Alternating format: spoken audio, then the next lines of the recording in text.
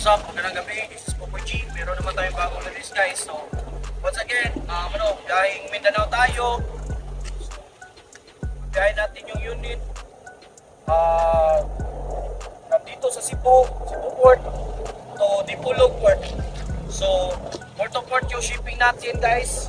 So, thank you, Ma'am Lia Sakit from Mindanao, Pampanga.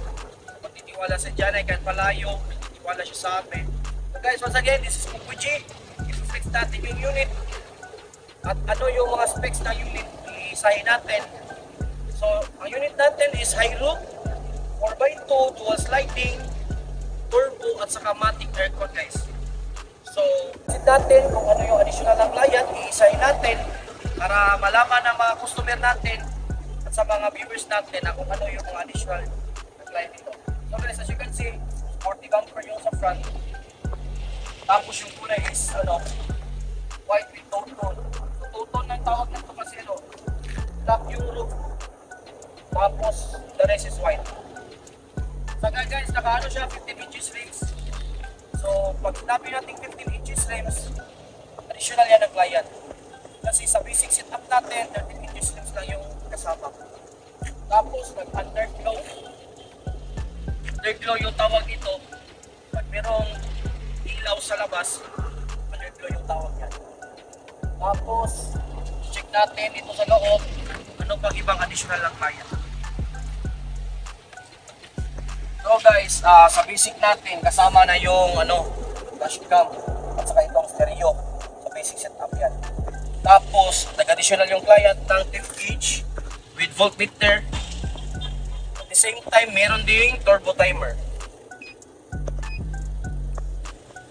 Tapos so sliding yung unit natin, i-check natin yung sliding at saka mga functionalities ng unit natin. Functional yan.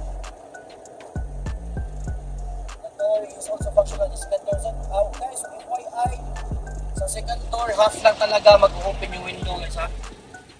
Half lang yan. Lahat ng unit, lahat ng every window, na power window, sa second sliding door is half lang talaga mag-open. Tapos yung auto full side mirror, check natin, functional. Okay.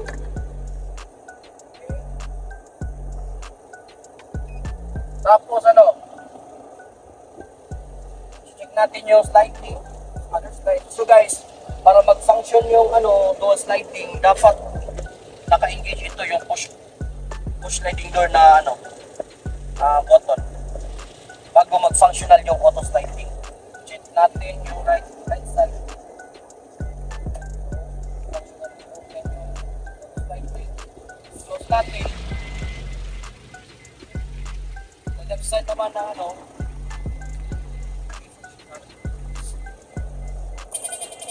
full functional, guys.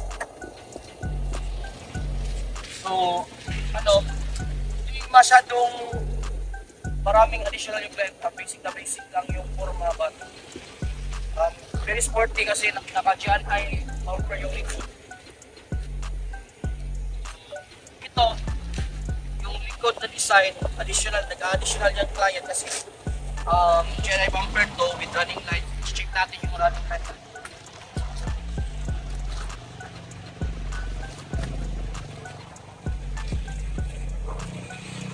Tapos merong cornisa. So ito, cornisa yung tawag dito. Additional yung client. Tapos since nag-additional din ng client ng spoiler at saka skirt.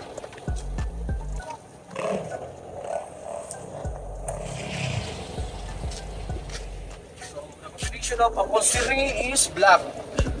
na may ano, piping na gray. So request ni customer yan. Siya yung nagano.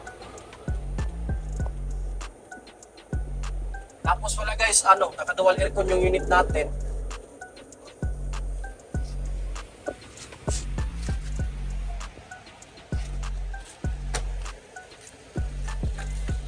So naka-dual aircon. Sinabi natin dual aircon, additional yan ng client guys. So guys, yung dual aircon, additional yan. Tapos sa nagtatanong, kaya ba sa makina? Yes, kaya kasi wala kaming binago sa compressor ng unit natin.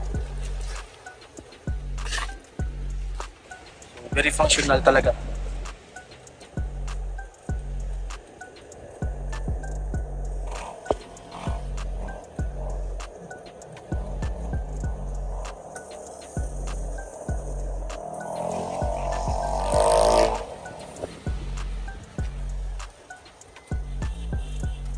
Tapos, kung ko makalimutan, nag-doorsill pala yung client natin.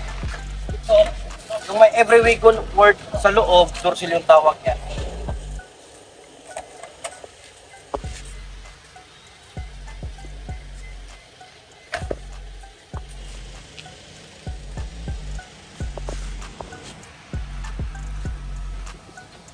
So guys, sa nagtatanong dyan, yung setup natin umabot ng almost 350,000 dahil sa ano, dual aircon yung client natin. So basic setup lang sa front, but may yung mga additional niya like dual aircon, energy streams, tapos ito skirt spoiler at saka dyan ay bumper na additional at meron pa pang chair. So kaya umabot na ganyan. Tapos guys, naka-PMS yung unit natin. Naka-test drive yung unit natin bago i-release. At saka we will replace kung anong dapat i-replace sa mga unit natin.